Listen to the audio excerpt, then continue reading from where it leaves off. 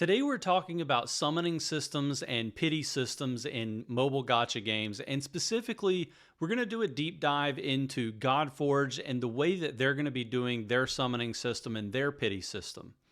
This is something that's really important to me with gacha games and trying to choose new games that I want to play, because it is really important that you have a good system for character acquisition and just in general making it easy for new players and non-spenders to get into the game and feel like they're making meaningful progress. Now, I've played plenty of games where the summoning system is incredibly stingy, and sadly, I would say that applies for DC Dark Legion, especially in the first year or so that game has been globally launched. They do seem to be kind of coming off of some of their economy elements, making it a little bit easier for you to obtain things in that game. But it's really important, I think, for these summoning systems to not push you away from the game. You want to make it where people are at least feeling like they're obtaining something and that they can turn that into progress within the game. So we're going to jump in and look at a video that was posted on the Fateless YouTube channel in the last month or so that talks about their summoning system.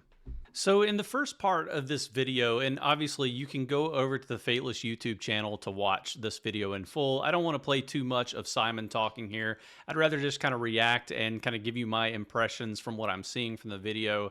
But Simon talks about how there are several games in the space, so like Summoner's War and Raid Shadow Legends are the two examples that he uses, that kind of already have it figured out. Like, they've obviously had prolonged success, they've been around for years, and those summoning systems work well enough that you really, like, if you're coming out with a new game, you don't want to deviate too far from that summoning system and, find yourself in a situation where you've either given people way too much or you've barely given them anything and they're kind of moving away from it.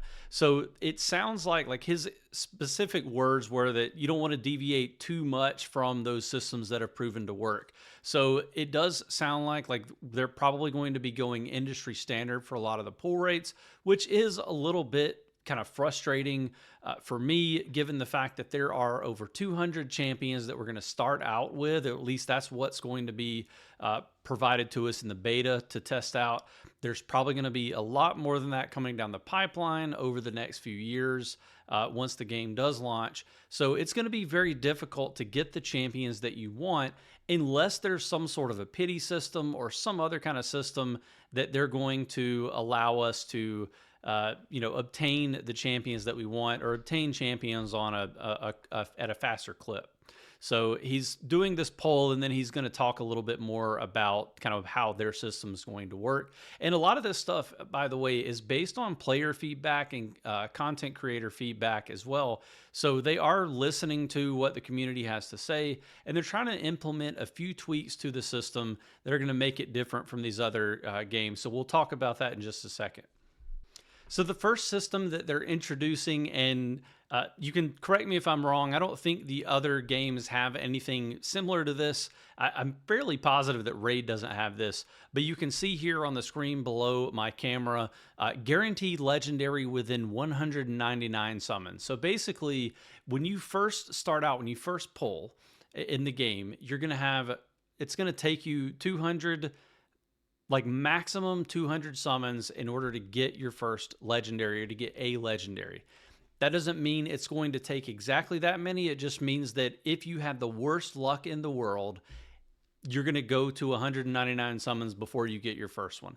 I have a feeling that's not going to be the case. You should be able to get one a lot quicker, but they're putting in this baseline pity system where, if you don't get what you want after 200 summons, you're going to get one. And the interesting thing is, because he did a pull on the Ancestral Stone and then he did one on the Eternal, he ended up getting an epic, by the way, but each one of these is going to have a separate pity system. So, as you obtain these, you're going to obtain those mortal, ancestral, and probably the Eternals a little bit faster than the flawless. Definitely going to be getting a massive amount of those mortals and some of the ancestrals. He didn't specifically show mortal, so I'm not sure exactly if the 200 pity applies there. That would be a really positive change, because I guarantee you those mortal are going to come by very easily. You can rake in like hundreds of the easiest possible summoning stone and raid, and they just kind of sit there and accumulate because you don't want to spend them or you don't have a reason to. So curious about that for sure. But we know Ancestral, Eternal, 200 pity, and they're all on separate timers. So I think that's a pretty positive change. That means you're going to be able to kind of guarantee yourself several legendaries, as you start playing the game, depending on how quickly they're going to be giving us all of these summoning stones. All right, so the next big deviation that's going to allow you to kind of compete with other players out there, including some like lower level wells probably, is this echo fragments or echo summon system that they've added in. And basically what's going to happen is, and you can see he's got 4 out of 500, so he did a couple of summons on the prior screen, and he got a couple of different champions. As you summon champions, you're going to get these fragments, and you're going to be able to accumulate 500 of these fragments. And once you do that, you will be able to get a duplicate of any legendary that you own. So obviously there is a little bit of a limitation here. You're not going to be able to choose a random legendary and obtain a copy. You will have to get an additional copy of a legendary that you own. The upside of this is if you get a good legendary, or you get one that you want to build and kind of center your team around, it's going to be pretty awesome for you to be able to get a duplicate of that champion and kind of build them up.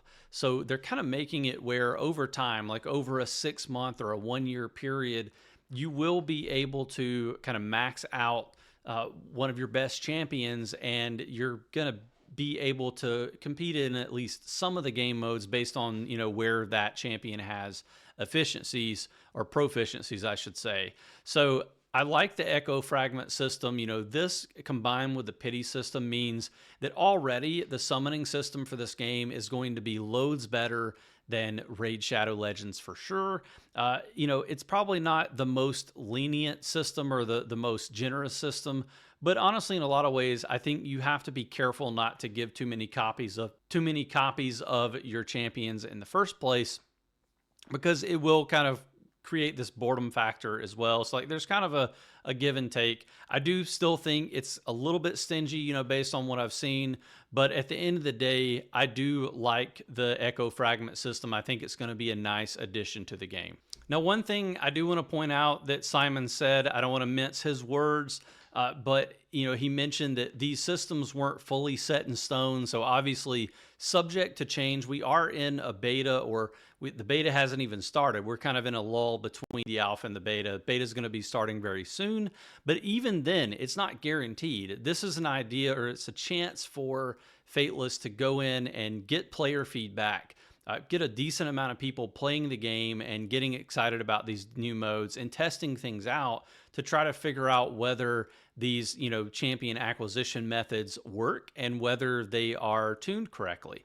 So, we're definitely, like, you have to have a different mindset when you're in a beta for a game from what you do whenever you are playing the global launch. You can be a lot more upset about drop rates then than you can in the beta. So, this is something we want to watch, and you can see here, I can move myself out of the way a little bit over onto Simon's face.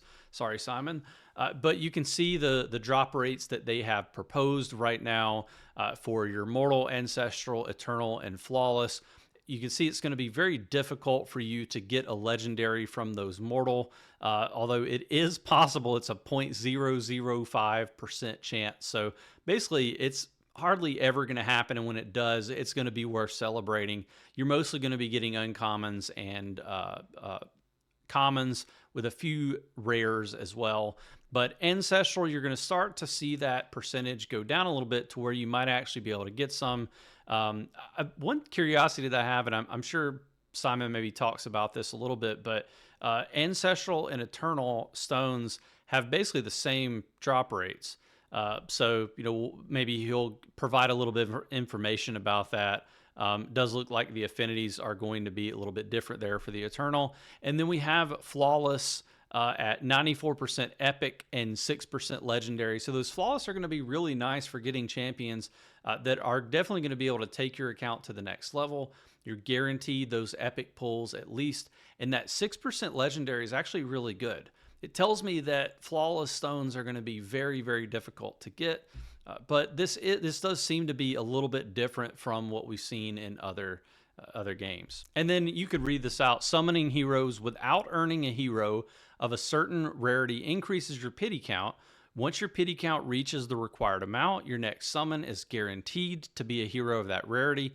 Your pity count resets when a hero of that rarity is summoned. So rare is going to have an 80 summon pity count. I'm guessing, I believe that's going to be on the mortal stones. A little bit of this is blocked here. But the epics for the ancestral and eternal, you're going to get a 20 summon pity for the epics, and then a 200 summon pity for legendaries on the ancestral and eternal. And then it looks like for flawless, if you don't get a legendary after 20 summons, you're going to be guaranteed one there. So just some additional clarifications on the drop rates. So one thing that I really appreciate about Simon's logic here in how they're doing the drop rates is he says they really want you to feel like you accomplished something, or like that you like this fun factor of like, hey, wow, I just got a legendary. Like he wants you to be super excited about having that. Like it's an event to pull that. There's something to be said for that. Like obviously kind of like I hate to say it, but gambling nature of these gacha games, like there is a lot of fun to it, but also just like thinking about like, oh, I could use this legendary for whatever team that I'm trying to work on, and even if it's not good for the team you're currently building, it's still probably going to be better than a lot of the champions out there. I think that's like a really important thing here is like they don't want to flood you with way too many legendaries and then people just get bored of the game. The other thing that's really interesting to me, and I feel like one of the things that probably FunPlus has they lost out on the opportunity to capitalize on this for DC Dark Legion in the early parts of the global launch release in 2025, is basically they don't want you to be in a situation where you start out with a team of legendaries and epics. They want you to start out with a team of commons and uncommons, maybe a couple rares. You move to uncommons and rares, and then you move to all rares. Then you move to rares and some epics. Then you move to epics with maybe one legendary, and then you can move, over the course of 6 to 12 months, you'd be able to get to a point where you are, able to play with a team of like 5 legendaries. And that's kind of like a really awesome concept. It's one that's kind of difficult for people to nail in because usually those commons and uncommons are so bad that you really want to steer clear from them as quickly as possible. But I do like the concept. I like the idea, and I really hope that they can kind of commit to this and land it. So the last thing that Simon, talks about here is kind of they don't want you to feel like you had to sit there and wait forever to get to a pity. And I think depending on which game you're coming from to play this game, you're probably going to feel excited about the 200 summon pity for legendary in the ancestral and eternal stones. I feel like it's going to sit kind of the same as DC Dark Legion for me, because the pity there is 200 summons for a guaranteed, bleed limited mythic champion. So, it's fine. It feels probably a little bit high for some games that people are going to be coming from. But if you're coming from another game that's very similarly situated to Godforge, it's probably going to feel really good. And Simon, gave the analogy to Raid with pulling 20 or more sacreds and not getting a legendary over there, and it sucks. Like I've done a few videos for Raid, and I've played Raid a decent amount as well, and it is kind of frustrating. It's one of the reasons why I don't really go back to that game and play it on a regular basis, is because of the lack of like a solid pity system, and just the fact that you can spend hundreds and hundreds of dollars and not get something. What really upset me, not to rant here, but whenever the Ninja Turtles came around, I really was hoping that I'd have an opportunity to get all of them, even if they weren't like, super well built. And I only got the free one. And it just like really left a sour taste in my mouth. You spend that much money on a game to try to get a champion that you want to play with, and you basically just get nothing from it. So I think this drop rate system is going to be much more preferable, getting these pities. And, you basically just tell yourself it's going to take me 200 to get it. And then almost all of the time, for everyone but the most unlucky among us, you should get your pity legendary much faster than the 200 summons, which will be super nice whenever you do that. With a 0.5% chance, getting a legendary in like 10, 20, 30 pulls, like getting one super early on, is going to feel amazing. Well, that's really all I wanted to talk about for this video. I think we can wrap up here. I really just wanted to go through, Simon's talk on the summoning system, the pity system for Godforge, because I really do think this is an opportunity for them to, really nail this and make it feel fun and engaging, and, give people a reason to log in and kind of continue to push their accounts. It's going to be a little bit difficult because, you have to kind of like toe that line of making sure the company can take enough profits to keep the studio up and running. That is a really important thing. Like there's a lot of funding, like, capital that's coming into Fateless. I think there's a couple of different investors that have joined in recently. They're going to be wanting to get their return on investment. All the folks like Simon, who have poured their heart into the studio for the last couple of years, they're going to want to start seeing some turnaround where they're making a profit as well. Like these studios can't run on nothing, unfortunately. So I get it that there's going to have to be, these high rates, or I should say low rates on legendaries and things like that. But I do really appreciate that they've kind of heard community feedback, and they're trying to give us, an opportunity at getting these champions into our accounts. Let me know what you think. Definitely want to hear from you in the comments below. If you're someone who is going to be joining in on the Godforge fun with me and all the other folks who are going to be doing it. I know there's a lot of community content creators who are planning on playing, and a lot of folks in my community who have kind of had a little bit of interest in the game. I'm certainly looking forward to covering it on a regular basis as much as possible whenever the beta launches. Make sure you go sign up for the beta now, and I'm going to be putting out a few more teaser videos on different things that I think are important aspects of Godforge over the coming weeks. Hit the like button if you like the video. Subscribe to the channel to get access to notifications whenever I put more of these videos out, and I hope to see you in the next one.